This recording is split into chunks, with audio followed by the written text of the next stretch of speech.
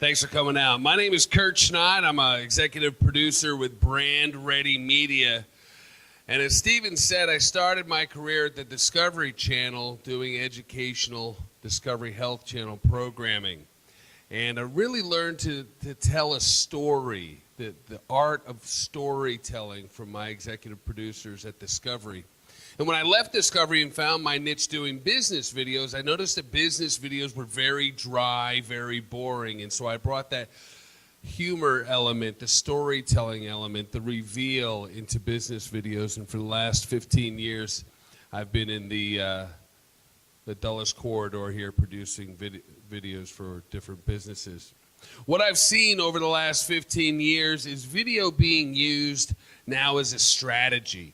When I started my career, it was a cost of doing businesses. Businesses would set money aside to make video for promotion, for this, for that, but they didn't really get a massive return unless it was a direct advertising piece to sales. Now, with the advent of the internet and YouTube as the second largest search engine out there, video is a great way to accomplish a lot of objectives. So how many people are responsible for business development, making sales, bringing business into your company? Who's responsible for, right? That's a challenge. Everybody got in a car or walked across the street or physically came here today to network, to grow your business, to learn, to educate yourself. But with the internet and video on the internet, we have an amazing opportunity to reach out to 10 times, 20 times, 100 times more people than you can meet in this room without leaving your desk. You can educate yourself. You can learn things without having to go to the university. Using video as a strategy to accomplish your goals is probably the best ROI that you can have. And that's not just me saying because I'm a video guy, I know I'm biased. The truth is you do any kind of research you like, and all arrows point to using video. But here's the catch. What I see a lot of people falling into is the video for the sake of video. Now, Yusuf, I'm really glad that I got to hear your talk, and I agree with everything that you said. And so we refer business to Yusuf, and if you haven't had a chance to sit down and speak with him, I strongly recommend that you do so. Because video for the sake of video is a trick. The SEO, the Google bots, if you will, they know that video is valuable. They value video. You can get SEO out of it. So if you make something a video, you can get a little boost out of it. But you have to be careful because what most people are finding is that the videos that they produce don't always represent their businesses well. Yusuf talked about the brand. Peter's here. He's developing a personal brand. These things are very important. And so you want to make sure that the content that you're putting out there matches your brand. If you want to be a $100 million company, you want to look like a $100 million company. I oftentimes talk to people that say, we've got some really smart people here. And there are some really smart people in this room, I tell you. You guys are smart. A lot of times they'll say, we got some smart people. We can make a video. And they run into challenges. They run into actually detrimenting their business, their brand, and what they're trying to do. So you want to be careful in how you deploy video as a strategy. It is very powerful, but it's a double-edged sword. You don't want it to come back to haunt you. Video as a strategy, there are lots of things that video can do, and I think first and foremost, as Yusuf talked, we talk about marketing. Marketing videos are certainly probably the most used application for video. And as I came here today, I thought, well, what am I going to tell these really smart people that they don't already know? Because I think a lot of people are going to make some of their own videos. I encourage all of our clients to make some of those selfie videos, but not as their branding video. Again, you want to make sure that your brand matches your audience. And in making videos, you got to have a plan. You have to identify your user. Be very specific. What I love about video on the internet now is not the concept of broadcasting, but our ability to narrowcast. We can take exactly the type of person you're searching for. We can take exactly the solution that you need. We can narrowcast our ideal message to our ideal client and get trackable results that we can then go, would you do this again next month? And the answer is always yes, I'd do that again. So identifying your user profile and produce a video that's for them. Another mistake I see is that a lot of businesses talk about themselves and what they are to themselves, but they're not putting their mindset to the customer. So I encourage you to always try to put your mindset to your customer. What are they looking to hear? What do they need to hear? Be prepared to change your plan because it's a living document. It's a living campaign. And whenever you make something, you want to make sure that it is most effective. And as you look at your analytics, as you look at the results of your campaigns, you'll see that there are areas for improvement and then be able to improve.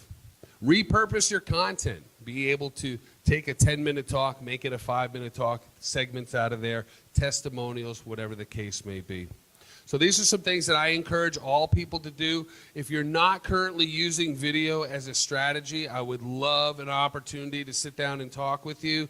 Like Yusuf said, there's no fee for sitting down to talk, but we'd love an opportunity to help you achieve your goals. Some of our government contracting clients, they will win a contract and have to hire 300, 400, 500 people that month. How do you recruit 300, 400, 500 top talent people? How do you train them? How do you onboard them? They could be in the U.S., they could be in Europe, they could be. So we use video as a strategy for that. Some of our clients are using video to do culture, internal stuff. Edgeworth Economics and the Fairfax County Water Authority, they build their teams to strengthen their teams using video. And it's a way to showcase the people in the organization. It's a way to take some of those members of the organization that might not be up to par and help them see the value of their teammates. Help them see what everybody else, if everybody else is giving 100%, maybe I can up my game too and give 100%. The other thing that I really like about this culture video and the advent, the promotion of culture video is that it serves so many other purposes. Doing a culture video about your organization, about your team, empowers your team. But it also tells your potential clients what a great team you have. It's a sales tool. It tells people who don't yet work for you, you're a great company to work for. So it helps in recruiting. Whether that recruiting is fresh out of college or top talent from another competing firm, your culture video can help you with that. And so culture is a really great use of video as a strategy. Sales, marketing, where do you do with it after you make your video? Social media ads. Like Yusuf said, a lot of times people put the cart before the horse and they go right into a social media ad, and they should probably wait until they have more of a foundation and be able to deliver it properly. But it's engaging for the members of your network. They're inexpensive. You can reach people outside your immediate network. You can target demographics, age, geography, income, interest. The internal staff can help share it. If you've got 15, 20 people on your staff, make sure everybody's sharing, liking, commenting on your stuff. You can put captions on it for silent playback, and Facebook Live is all the rage these days. There's a lot of strategies around Facebook Live. Real quick, I just wanted to go through a couple other things, maybe. YouTube channel. We mentioned earlier, YouTube is the second largest search engine in the world. People are using video to educate, to train, to learn, to communicate, to promote. Having a YouTube channel is a great way to house your videos. You then put them on your website, use them in your social media, and they're easy for embedding. So if you don't yet have a YouTube channel, please make sure that you get on board with that. And now, the top 10 reasons to use video production. Number 10, improved communication. Not all members of our team are orators. Not all members of our team can communicate well. By producing a video, you can get your message and have it as improved communication. Your audience will have a higher retention. You get better email click-through, additional followers, stronger emotional connection. One of the reasons that video is so successful over other types of medium is that it hits multiple parts of the brain all at the same time. You can see the person speaking. You can see the words on the screen. You can hear the music. All of these inputs, the brain processes them, and it touches a place. It makes it a very memorable communication. Of course, increased conversion and tech. New tech. Who here's in tech? Reston Tech Talks, right? So video and tech go hand in hand. Adam Levin and I just finished a campaign with a tech company out of Texas, and video is such a strong component on educating the market, getting new demos, making sure people know, if you've got technology, we want your technology in the world. You've got amazing, the world needs it, we want it. But if we don't know it exists, we can't support you. So tech companies should use video. And like we said earlier, improved SEO. My name's Kurt Schneid. I'm an executive producer with Brand Ready Media. I have a beautiful wife and 3 boys. I live here in Ashburn. Been here about 15, 16 years. And my mission is to really change the way businesses are seen by their audiences and to help you employ video as a strategy to accomplish the goals in your business. And I'd love an opportunity to sit down and talk with you. Thank you for having me.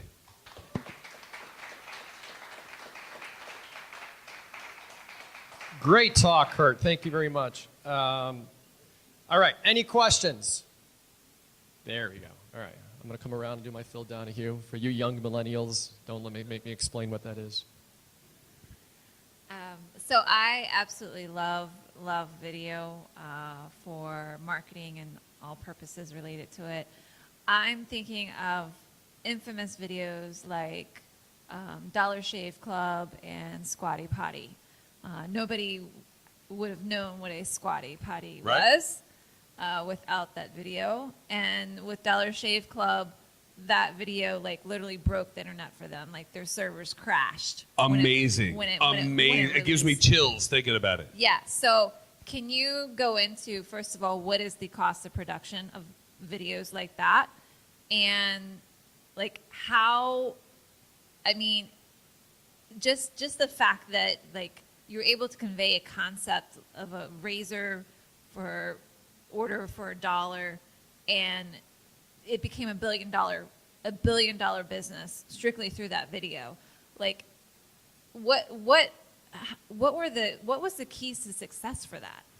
All right, so how many people are familiar with the Dollar Shave Club video, right? So, all right, most people have seen it. If you haven't, check it out. It's on YouTube. It's amazing. So this guy came out with the concept, and he had a little warehouse space. He had no money, and he made this little video with his friends, and it was cute and funny. And he had an assistant, Maria, I think her name was, right? She's a Latina lady, and Maria's English is terrible, and she's obviously embarrassed. And he's like wheeling her around in the chair, and he's breaking through pieces of paper in the office, and he just put this low budget, humorous culture video, right? What really sells the Dollar Shave ad is you get to know, like, and trust this young guy and his endeavor and his entrepreneurial spirit. And here he is, he's got his helper and his best friend is packing boxes, and mom's in the back making peanut butter and jelly sandwiches. It's that underdog story. The beautiful thing about it is that it's real. It wasn't overproduced. Now, they had proper lighting, they had proper microphones, beautiful cameras, but the way that was designed was so authentic. It was real. And everybody who sees it, you can tell those are not actors, right? And this was very loosely scripted. They probably did 1,000 takes, and this is just the highlights of what they came up with. But that ad was so effective for the small amount of time, effort, and money that went into production. What they got out of it was an instantaneous, massive return on their investment, which then they re-rolled into distribution. So they put it out however far they could. They got a great response, made a bunch of money, then put it out more, got better response, more money, and it's that cycle of you got to start somewhere. You have to start with, like Yusuf said, a targeted audience. You have to start with a plan. You have to have a little bit of time, money, and effort. If you come in and say, hey, I want to make $5 million, I got $50, let's go, you're not really dealing in reality. But if you're realistic, you say, here's my market, here's what we're looking to make, here's our budget, what we can spend to achieve these goals, what are the strategies? Maybe that's one video that you push the hell out of. Maybe it's 15 videos that you get out into different markets. Depending upon who you are and what you're trying to do, there's the right strategy. And again, when you sit down with intelligent people who are used to doing this, who have a successful track record, and you all sit around, you look at it and say, this is what we're going to do this month, you execute on it. You analyze it, and then you come back and you talk about it. You say, we're going to tweak this. We're going to look at that. I didn't know that what we thought was going to be our fourth most popular market is our number one market, and we can make a lot of money going down that road. Shut the other ones off, and let's go down this road. And so there's some adjusting that goes on along the way. But I will say this is a bold statement. The principles of digital marketing work for every single person who employ them properly. But that's the caveat. You have to employ them properly. There's no excuse. You know exactly who you're marketing to. You know exactly what you're selling. If people are buying it, we can crack that egg. I mean, it's a numbers game. It's about getting the right message in front of the right people, getting return on your investment, and creating a win. And again, when you sit down at that quarterly review, I ask all my clients, would you do that again? And they go, yeah, I would do that again. I would trade this for that again next quarter. Let's run that campaign again. Other questions? Yeah, Kurt. All right. Making my way. So this guy's kind of a plant because I did videos for this guy before. So I guess, Kurt, if you have a limited budget, what could you do in advance of meeting with your team to make sure that we minimize the cost and got a good return?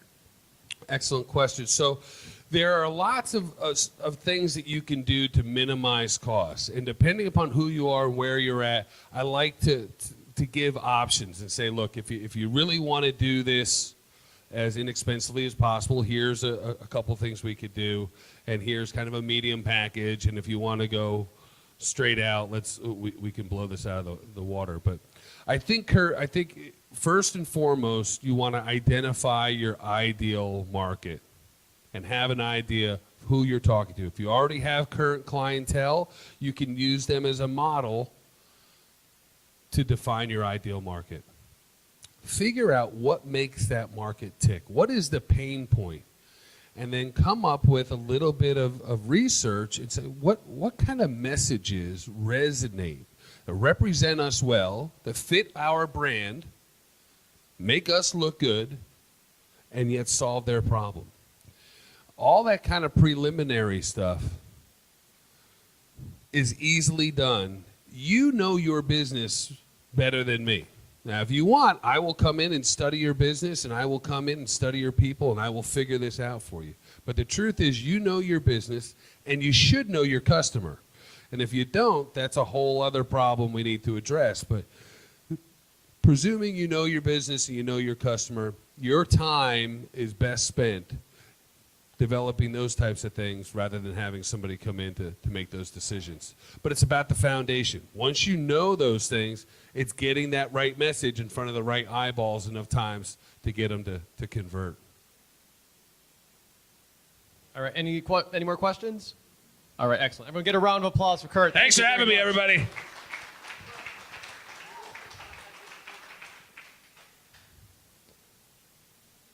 You looking for contact information? So, yeah, I guess it didn't pop up there. So my contact information, I've got my phone number here. I'm Curtis, Kurtiz, at brandready.com. And like I said, I'm here in the area. You can find me. Thanks for having me.